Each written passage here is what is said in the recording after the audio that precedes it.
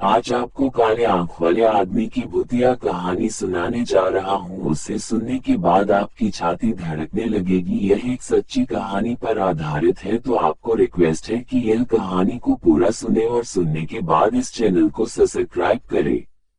बारिश की रात। मानसून वह मौसम जिसमें बादल दिल खोलकर बरसते हैं। गीली मिट्टी की खुशबू भला किसे अच्छी नहीं लगती, पर अगर यह बारिश अपने साथ कुछ ऐसा ले आए जिससे पीछा छुड़ाना नामुमकिन हो जाए तो। ये कहानी 32 साल की समीर की सच्ची घटना पर आधारित है। उस रात वह अपने ऑफिस से घर जा रहा था। उस दिन उसकी एनिवर्सरी थी, पर उसे ऑफिस से निकलने में देरी हो गई थी। घर उसकी पत्नी रेशमा उसका इंतजार कर रही थी, पर उसकी बाइक स्टार्ट ही नहीं हो रही थी। उसने सोचा कि बस आने का टाइम हो गया है, तो क्यों ना वह बस से ही चला जाए। बस स्टैंड तक पहुंचते पहुंचते आसमान में गरज रहे बादल बरसने लगे और देखते ही देखते बहुत ही तेज बारिश होने लगी। समीर अपना सूटकेस अपने सर पर रखकर बस का इंतजार करने लगा। समीर के कपड़े बुरी तरह भीग रहे थे, तभी उसके ऊपर बारिश की बूंदें गिरना बंद हो गई। समीर ने अपने साइड में देखा तो एक आदमी अपनी छतरी के आधे हिस्से से समीर को भेजने से बचा रहा था। समीर को ये देखकर बहुत अच्छा लगा और वह उस आदमी को देखकर मुस्कुराने लगा। उस आदमी ने हाथों में ग्लोव्स, आंखों पर काला चश्मा और सर पर एक काली हेट पहनी हुई थी, इसीलिए समीर को बाद में दिखने में थोड़ा अजीब लग रहा था। तभी वह आदमी समीर को देखकर कहने लगा, ये दुनिया कितनी अजीब, कहीं बारिश है तो कहीं सूखा, कहीं जिंदगी है तो कहीं मौत। समीर के पास इस बात का कोई जवाब नहीं था। उसने बस मुस्कुराकर अपना सर हिला दिया। उसी समय समीर का फोन बज पड़ा। उसे पॉकेट से जैसे ही फोन निकाला, उसके हाथ से स्लिप होकर जमीन पर गिर गया। समीर जैसे ही जमीन से फोन उठाने के लिए झुका, उसे कुछ ऐसा दिखा जिससे उसकी रूह ही कांप गई। उसके साथ में खड़े आदमी की टांगे ही नहीं थी और ना ही उस आदमी के जूते के अंदर पैर थे, मानो वो आदमी हवा में झूल रहा था। समीर के चेहरे का रंग बदलने लगा और उसने चुपचाप अपना फोन उठाया और उसके पैरों के बारे में सोचने लगा। समीर ने उस आदमी से दूर जाने का सोचा, लेकिन जैसे ही उसने अपनी नजरों घुमाई तो उससे देखा कि अब पूरा बस स्टैंड खाली था। आसपास किसी ऑटो का भी नामो निशान नहीं था।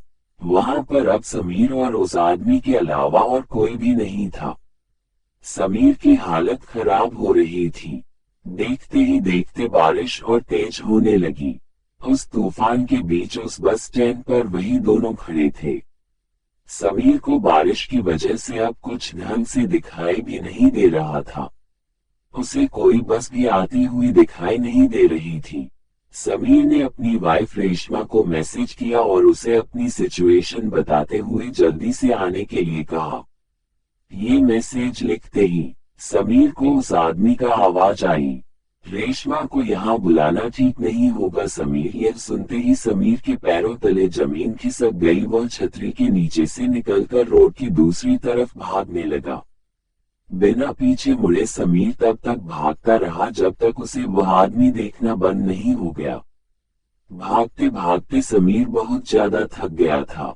समीर रोड के साइड पर लगे एक बेंच पर बैठ गया।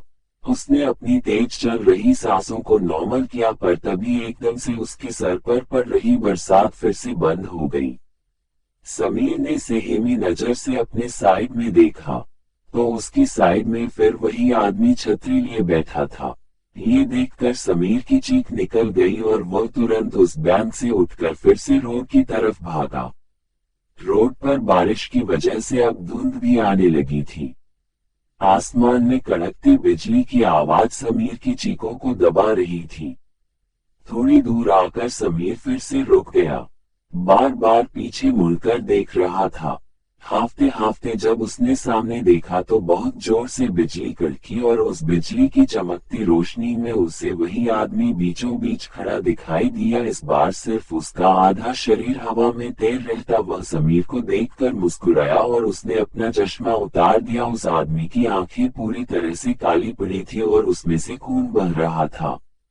तभी समीर को पीछे से एक बस की हॉर्न आवाज आई। समीर ने पीछे मुड़कर देखा तो पीछे से एक बस आ रही थी। अचानक ही बहुत सारे लोगों की भीड़ बस की तरफ आने लगी। समीर को अपनी जान बचाने का और कोई रास्ता नहीं दिख रहा था। वो दौड़कर उस बस स्टैंड पर पहुंचा। जैसे ही वह बस स्टैंड पर आई, सभी लोग धक्का मुक्की करके उस बस में घुसने की कोशिश करने लगे। उसी धक्का मुक्की में समीर उस भीड़ के बीच गिर गया। उसके पूरे शरीर पर लोगों के पैर लग रहे थे और समीर कुछ भी नहीं कर पा रहा था। बस की ड्राइवर ने भीड़ को हटाने के लिए बस को थोड़ा आगे बढ़ा दिया और समीर के आधा शरीर बस के नीचे कुचल गया। तड़पता हुआ समीर वही होश खो बैठा। तभी रेशमा समीर की बताई हुई लोकेशन में पहुंच गई। उसने समीर को रोड के बीच खून से लथपथ पड़ा दिखा। उसके आसपास कोई भी नहीं था। रेशमा समीर को जल्दी से हॉस्पिटल ले गई। समीर की जान तो बच गई, पर समीर ने अपने पैर हमेशा के लिए खो दिए थे। वह अब फिर कभी भी चल नहीं सकता था। जब समीर ने अपने साथ हुई घटना बताई तो कोई भी समीर बताई हुई बात पर यकीन नहीं कर रहा था। जब रेशमा ने उस बस स्टैंड से जुड़ी न्यूज को देखा तो उसके होश उड़ गए। रेशमा ने देखा कि करीबन 10 साल पहले ऐसे ही एक केस में एक आदमी की मौत हुई थी और तब से लेकर आज तक मानसून के महीने में एक आदमी ऐसे ही हादसे का शिकार होता है। और पुलिस को बयान देते वक्त वह सभी एक अजीब सी काली आंख वाली आदमी के बारे में बात करते हैं। रेशमा समझ गई थी कि समीर भी उस काले आंख वाले आदमी का शिकार हुआ है। कुछ सालों बाद डिप्रेशन के कारण समीर की मौत हो गई। अब रेशमा हर साल मॉनसून की रात में बस स्टैंड पर जाती है कि उसकी मुलाकात उस काली आंखों वाले आदमी से हो जाए। रेशमा को हमेशा लगता है शायद वह काली आंखों वाले आदमी भी ऐसे ही किसी भीड़ के नीचे आकर मर गया होगा और अब वह सबसे अपना बदला ले रहा हो। रेशमा उससे पूछना चाहती थी कि वह ये सब क्यों कर रहा है, पर रेशमा को वह आदमी आज तक कभी भी नहीं मिला, शायद कभी मिलेगा भी नहीं। पर आपको क्या लगता है, कौन था वह आदमी और उसने समीर को क्यों चुना?